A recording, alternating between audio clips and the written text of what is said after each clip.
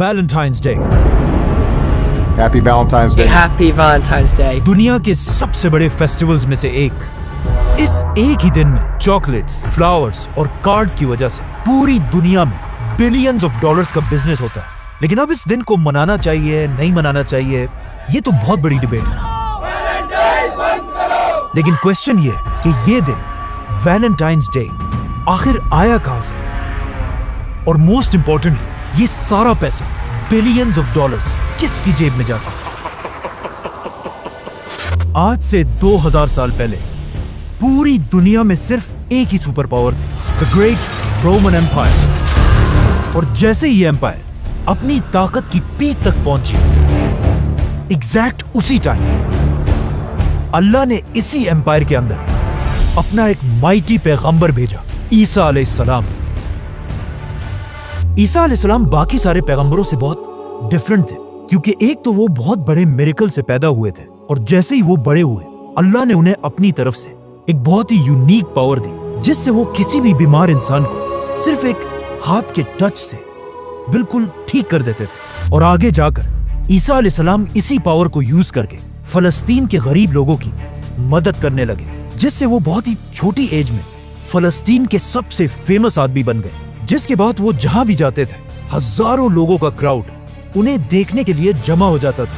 लेकिन ईसा अलैहिस्सलाम को अपने इस फेम की कोई परवाह नहीं थी। मतलब जब भी लोग उन्हें देखने के लिए जमा होते थे, ईसा अलैहिस्सलाम उन सब के सामने ऐसी बातें करते थे जो इससे पहले किसी में करने की हिम्मत नहीं हुई थी। मतलब ईसा अलैहिस्सलाम उस जमाने के यहूदी स्कॉलर्स को एक्सपोज करने लगे। ईसा अलैहिस्सलाम की इन बातों से लोग तो उनसे बहुत इंस्पायर होते थे, लेकिन इन्हीं बातों की वजह से उस जमाने के यहूदी स्कॉलर्स ईसा अलैहिस्सलाम के सबसे बड़े दुश्मन बने। जिसके बाद ये सारे यहूदी उलमा बैठकर ये सोचने लगे कि अब कैसे ईसा अलैहिस्सलाम से अपनी जान छुड़ाई जाए। लेकिन ईसा अलैहिस्सलाम इन सब चीजों से डरने वाले नहीं थे, बल्कि इतनी मुश्किल में भी उन्होंने एक बहुत ही खतरनाक फैसला किया कि अब वो फलस्तीन के छोटे मोटे शहरों के बजाय सीधा फलस्तीन के कैपिटल जेरूसलम की तरफ बढ़ेंगे और वहां जाकर यहूदियों के स्कॉलर्स को चैलेंज करेंगे। ईसा अलैहिस्सलाम सीधा जेरूसलम की तरफ बढ़े, एंड ऑफ कोर्स उन्हें देखने के लिए वहां हजारों लोग जमा हुए। और इसी तरह हजारों लोगों के क्राउड के साथ ईसा अलैहिस्सलाम जेरूसलम में एंटर होकर सीधा बैतुल मक़दस की तरफ गए। जैसे ईसा अलैहिस्सलाम बैतुल मक़दस में एंटर हुए, वो ये देखकर हैरान रह गए कि वहां के यहूदी स्कॉलर्स ने बैतुल मक़दस को एक इबादत की जगह के बजाय ऑलमोस्ट एक बैंक बना दिया है, और वहां सिर्फ गरीबों से चंदा जमा करने वाले और करेंसी एक्सचेंज करने वालों को बिठाया हुआ है। ईसा अलैहिस्सलाम ने जब ये सब देखा, उन्हें बहुत गुस्सा आया और फौरन उन्होंने वहां पड़े सारे टेबल्स को गिराने का हुक्म दिया और बैतुल मक़दस से सारे बैंकर्स को वहां से भगा दिया। जब यहूदी स्कॉलर्स ने ये सब अपनी आंखों से देखा, तो उन्हें समझ आ गई कि अब हम इसे और बर्दाश्त नहीं कर सकते। तो अब ये यहूदी सुपर पावर रोमन एम्पायर के साथ मिलकर ईसा अलैहिस्सलाम को कत्ल करने की साजिश करने लगे। लेकिन बिल्कुल आखिरी टाइम पर अल्लाह ने ईसा अलैहिस्सलाम को बचा लिया, जिसके बाद यहूदियों का ख्याल था कि अब ईसा अलैहिस्सलाम की ये स्टोरी खत्म हो जाएगी और दुनिया उन्हें भूल जाएगी। लेकिन ईसा अलैहिस्सलाम के 11 फॉलोअर्स ने उनके रिलीजन को पूरी दुनिया में फैलाना शुरू किया। मतलब क्रिश्चियनिटी इतनी तेजी से फैलने लगी कि आहिस्ता आहिस्ता रोमन एम्पायर के बादशाह इस नए रिलीजन से डरने लगे, और उन्होंने सोचा कि अगर ऐसा ही चलता रहा तो बहुत जल्द क्रिश्चियनिटी हमारे पुराने रिलीजन को खत्म कर देगी। तो अब इस सब को रोकने के लिए रोमन एम्पायर के बादशाहों के पास सिर्फ एक ही हल था कि सारे क्रिश्चियंस को मारा जाए। जिसके बाद रोमन एम्पायर ने अपनी पूरी ताकत यूज करके क्रिश्चियंस पर जुल्म करना शुरू किया, और जैसे जैसे वक्त गुजरता गया, ये जुल्म और भी ज्यादा बढ़ने लगा। आखिर 200 साल के बाद रोमन एम्पायर के तख्त पर एक नया बादशाह बैठा, एम्परर क्लॉडियस। ये बादशाह बाकी सारे बादशाहों से बहुत ही डिफरेंट था, क्योंकि क्लॉडियस सिर्फ अपने बाप की वजह से नहीं, बल्कि एक आम से सोल्जर से रोमन एम्पायर के तख्त तक पहुंचा था, और बादशाह बनने से पहले ये रोम का सबसे बड़ा रेसलर था।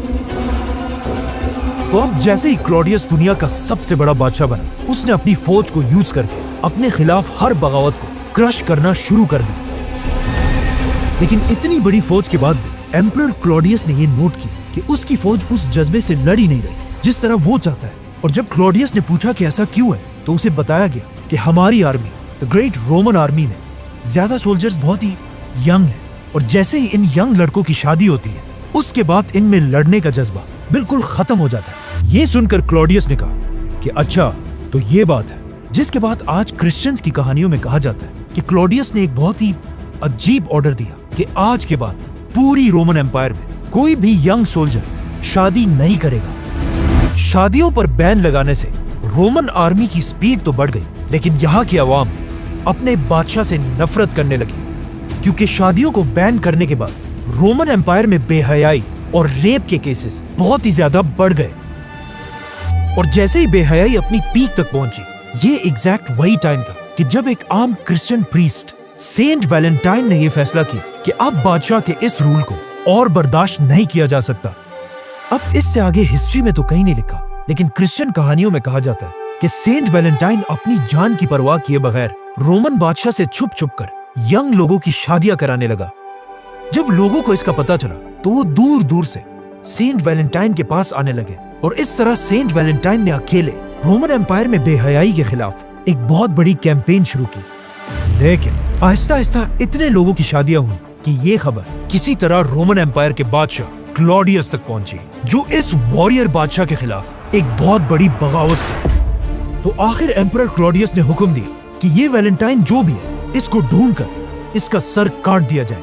जिसके बाद रोमन फौज हर तरफ फैल गई और फाइनली सेंट वैलेंटाइन को पकड़कर उसे जेल में डाल दिया। जब वैलेंटाइन के फॉलोअर्स को इस बात का पता चला तो उन्हें बहुत दुख हुआ, लेकिन फिर भी क्लॉडियस जैसे एम्परर के सामने वो कुछ भी नहीं कर सकते थे। तो यहाँ पर उन्होंने एक ऐसा रिवाज शुरू किया जो आज तक दुनिया में कायम है। जितने दिन सेंट वैलेंटाइन जेल में थे, हर दिन वो कपल्स जिनकी उन्होंने शादी कराई थी आकर वैलेंटाइन के जेल के सामने फ्लावर्स रखने लगे। काफी अरसे तक जेल में रहने के बाद अब फाइनली सेंट वैलेंटाइन का आखिरी दिन आ चुका था, 14 फरवरी। अपनी मौत से एक ही रात पहले वैलेंटाइन ने एक लड़की के नाम अपना आखिरी खत लिखा, और पूरा खत लिखने के बाद इस लेटर के बिल्कुल आखिर में उसने एक ऐसी बात कही जो आज तक दुनिया में बोली जाती है, फ्रॉम योर वैलेंटाइन। जिसके अगले ही दिन 14 फरवरी को बहुत ही बेरहमी से सेंट वैलेंटाइन को मार दिया गया, और यहां से दुनिया में एक नया फेस्टिवल बना। 14 फरवरी उस जमाने की रोमन एम्पायर में 14 फरवरी कोई आम दिन नहीं था।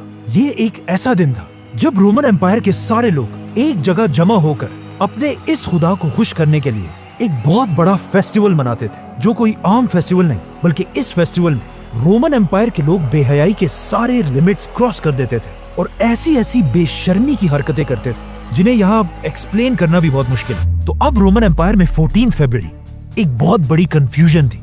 एक तरफ क्रिश्चियंस वैलेंटाइन डे मनाते थे, जिसमें लोगों को बेहयाई छोड़कर शादियों की तरफ आने पर मोटिवेट किया जाता था, और दूसरी तरफ रोमन्स जो उसी दिन एक बहुत ही बेशर्म फेस्टिवल मनाते थे। तो अब एक ही दिन दो फेस्टिवल्स मनाना बहुत बड़ी कंफ्यूजन थी। आहिस्ता आहिस्ता वक्त के साथ साथ रोमन एम्पायर का पुराना रिलीजन खत्म हो गया और पूरे एम्पायर में सिर्फ एक ही रिलीजन रहा, क्रिश्चियनिटी। जिसके बाद क्रिश्चियन स्कॉलर्स ने मिलकर पुराने बेहयाई के फेस्टिवल को खत्म कर दिया और पूरी एम्पायर में लोग 14 फरवरी को शादियों को सेलिब्रेट करने वाला वैलेंटाइन्स डे मनाने लगे। आने वाले 1000 साल तक वैलेंटाइन बस एक छोटा सा फेस्टिवल था जिसे सिर्फ यूरोप के ही कुछ लोग जानते थे, लेकिन 1000 साल के बाद लंदन के एक आदमी ने वैलेंटाइन डे को पूरी दुनिया में मशहूर कर दिया, और इस आदमी का नाम था William Shakespeare. William Shakespeare, one of the greatest authors of all time. जिसे आज दुनिया का सबसे बड़ा राइटर और आर्टिस्ट माना जाता है। जब शेक्सपियर वैलेंटाइन डे को अपनी स्टोरीज में यूज करने लगा, इसके बाद पूरी दुनिया इस दिन के बारे में जानने लगी, जिसके बाद हिस्ट्री के बड़े बड़े नाम वैलेंटाइन्स डे को सेलिब्रेट करने लगे, जैसे कि नेपोलियन, क्वीन विक्टोरिया और Winston Churchill. We shall never surrender! लेकिन फिर भी वैलेंटाइन्स डे को अपना असल फेम शेक्सपियर के नॉवल से नहीं, बल्कि दुनिया की सबसे बड़ी जंगों वर्ल्ड वॉर से मिला,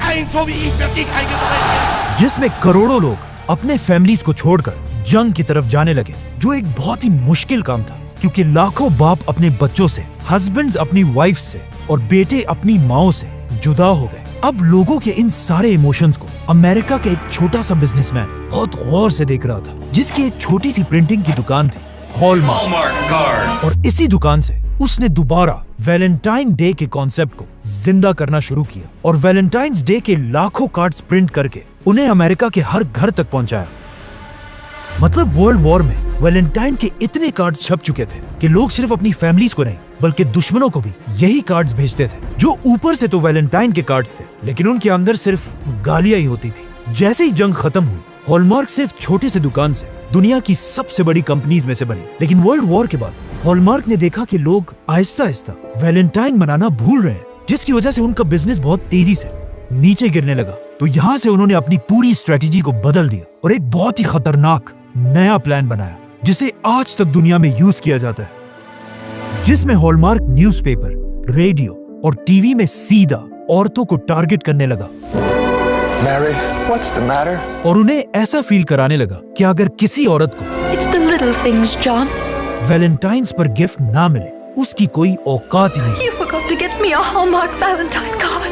And it worked. And only a Hallmark card. लोग एक बार फिर पहले से भी ज्यादा वैलेंटाइन्स को सेलिब्रेट करने लगे और हॉलमार्क दोबारा पैसा बनाने लगा।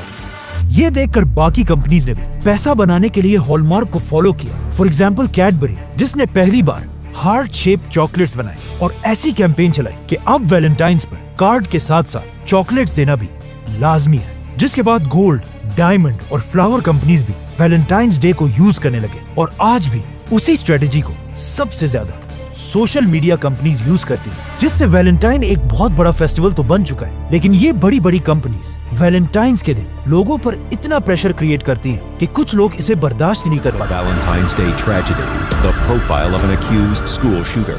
इसीलिए वैलेंटाइन्स का दिन दुनिया में डिप्रेशन में भी सबसे आगे है। From when gunfire broke out on Valentine's Day. और दुनिया भर में बहुत सारे लोग इसी दिन के डिप्रेशन की वजह से खुद ही अपनी जान ले लेते हैं। आज वैलेंटाइन्स डे को पूरी दुनिया मनाती है, लेकिन कुछ कल्चर्स इसे बुरा भी समझते हैं, जैसे कि मुसलमान, कुछ हिंदू और even Christians. I'm Pastor Robert. Jesus hates Valentine's Day. क्योंकि आज रिलीजियस लोगों का ये मानना है कि इन बड़ी बड़ी कंपनीज ने सेंट वैलेंटाइन के असली मिशन को भुलाकर सिर्फ अपने प्रॉफिट के लिए इसे दोबारा रोमन एम्पायर का वही बेहयाई वाला फेस्टिवल बना दिया। और लोग बिल्कुल भूल चुके हैं कि इस दिन का असल मकसद लोगों को बेहयाई से निकालकर शादियों की तरफ लाना था। इन शॉर्ट, अगर आज कोई वैलेंटाइन मना रहा है, उसे ये जानना चाहिए कि वो किसी मोहब्बत की वजह से नहीं, बल्कि बड़ी बड़ी कंपनीज उसे अपनी उंगलियों पे नचा रहे हैं। सब्सक्राइब।